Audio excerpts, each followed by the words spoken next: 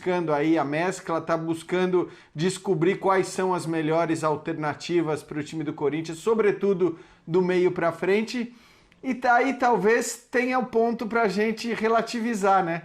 Porque como o Pedro falou, os destaques do jogo, e eu incluiria, além dos dois nomes citados pelo Pedro, o João Vitor, lateral direito, os destaques do jogo se dão justamente nas posições em que o Corinthians tem talvez jogadores incontestáveis, né? Que são os seus dois laterais e um dos seus zagueiros, pelo menos, é incontestável. A gente não sabe se o Gemerson fica, se vai, mas você tem o Gil, né? Então, eu acho que teria sido muito mais legal para o Mancini essa vitória. É claro que a vitória é boa e tudo mais, mas se ele tivesse tido como destaques do jogo, não o lateral direito, o lateral esquerdo e um zagueiro, mas a linha dos três meias, por exemplo, se destacando. Acho que ele ia ficar muito mais feliz olhando para frente, olhando para o que ele precisa solucionar nesse time. Daqui a pouco nós vamos falar também da vitória do São Paulo diante do Ituano e a derrota do Palmeiras em casa para a equipe do Mirassol, também com um time reserva, um time alternativo, né, para não dizer reserva. Gustavo Zupac, bem-vindo ao Linha de Passe, bom dia. Quais são os méritos que você consegue enxergar nesse time do Corinthians depois da vitória de hoje, Zupac?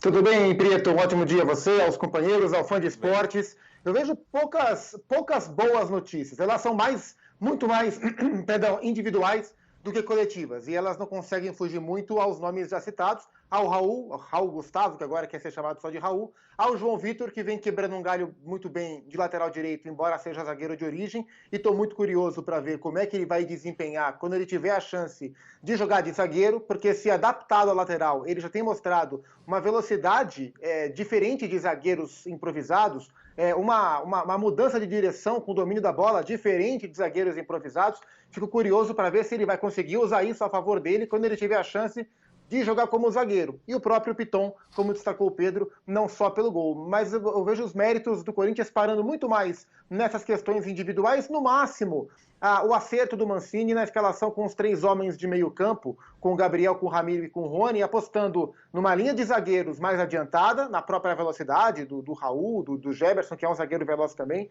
e em três jogadores de meio campo que estavam colocando muita pressão na posse de bola do Santos, e ali recuperando para construir. Os méritos de construção do Corinthians não foram de articulação, de criatividade, e sim de intensidade na recuperação para acelerar. Mas eu não consigo não relativizar de maneira absurda a questão das escalações, né? Porque existem vitórias em clássicos que recuperam times, que servem como um ponto de partida para uma série de situações, ou derrotas em clássicos que são princípios de depressão para algumas equipes. Agora, esse jogo é diferente, né? O Corinthians tinha 6 jogadores entre os titulares que acabaram de subir das categorias de base. O Santos estava com o time todo reserva e 3 desses reservas, 4 se a gente contar o Renier que está aí chutando essa bola e entrou no primeiro tempo, 4 jogadores dos 11 que jogaram boa parte do jogo, nem os reservas imediatos são, eles são a lista C, a terceira opção do Santos. E esse é um reflexo do Campeonato Paulista, né?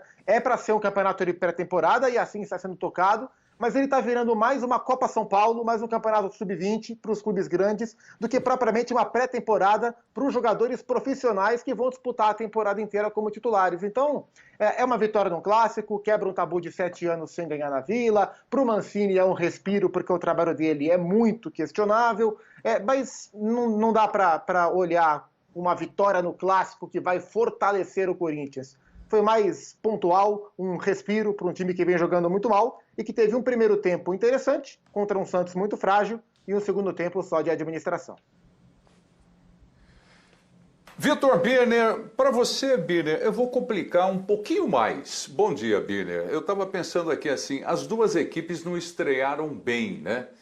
O Santos na fase de grupos da Libertadores da América e o time do Corinthians na Sul-Americana.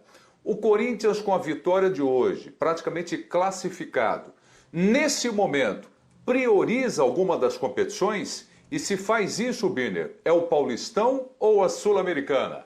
Abraço, amigo. Tudo bem, Prieto? Bom dia a você. Bom dia. Já passamos da meia-noite. Bom dia aos colegas, aos fãs e às fãs do esporte. Eu não tenho certeza, mas eu acho que prioriza a Sul-Americana, pela formação que o treinador colocou em campo hoje. mas o jogo deixa muitas dúvidas. Eu concordo com tudo, absolutamente tudo, que os colegas disseram.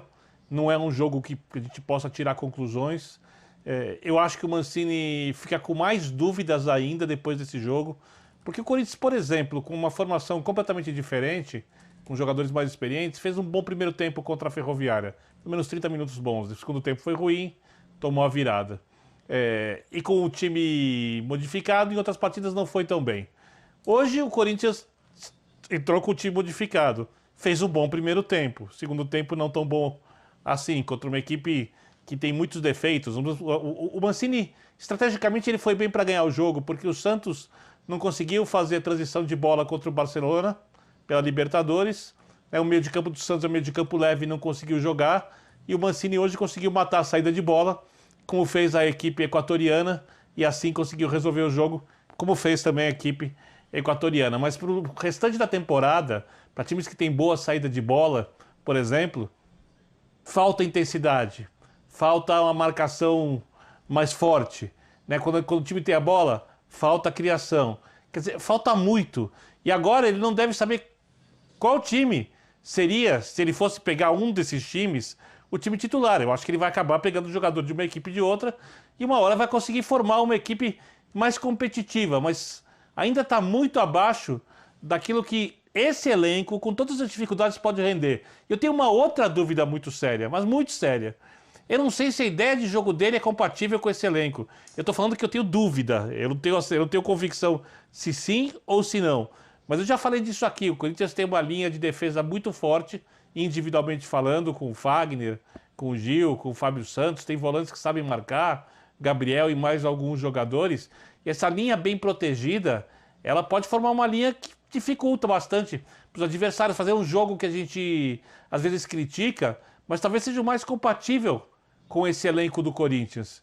E aí, o que ele tem feito agora vai ser pouquíssimo útil mais para frente, porque a não ser quando ele enfrenta equipes muito mais fracas e que compensa essa pressão, ele não vai poder jogar assim contra um monte de times. Talvez não possa jogar assim contra o Flamengo, talvez não possa jogar assim contra o Palmeiras, talvez não possa jogar assim se o São Paulo continuar bem contra o São Paulo, se o Atlético se acertar com o elenco que tem, pode ser que tenha dificuldade para jogar assim contra o Atlético. Se o time do Ramires jogar bem, conseguir jogar lá Ramires, certamente não vai poder jogar assim contra o time do Ramires.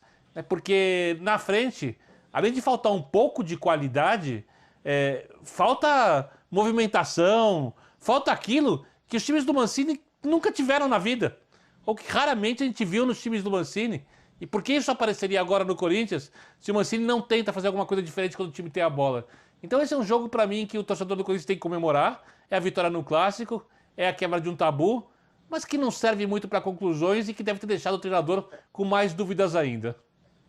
E essa questão da cara que o Mancini quer dar ou pode dar ao time do Corinthians, companheiros, é uma questão que também me gera dúvida, justamente por hoje ter dificuldade de enxergar essa cara, né? Se a gente olhar para o momento em que ele foi elogiado como técnico do Corinthians, lá na arrancada do Campeonato Brasileiro, ele montou um time para se defender, para se resguardar, ganhar pontos importantes. Ali tinha uma cara. Aí depois o time foi trabalhado para sair um pouco mais, não conseguiu ter essa cara. Hoje ele não é nem o time que se protege, nem o time que articula, que propõe.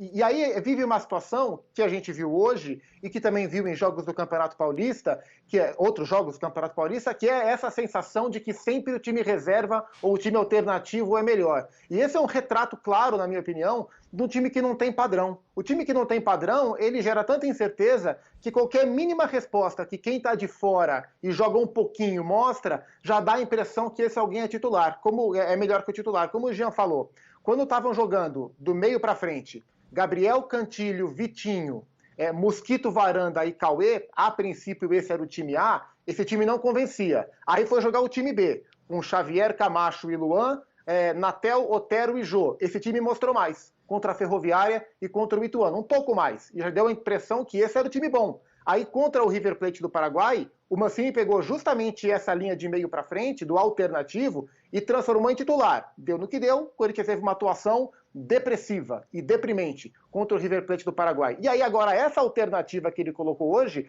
já dá essa sensação de que é um pouco melhor. Aí você vai colocar esses meninos que jogaram hoje com um pouco mais de E o que ele faz no próximo jogo, Zupac?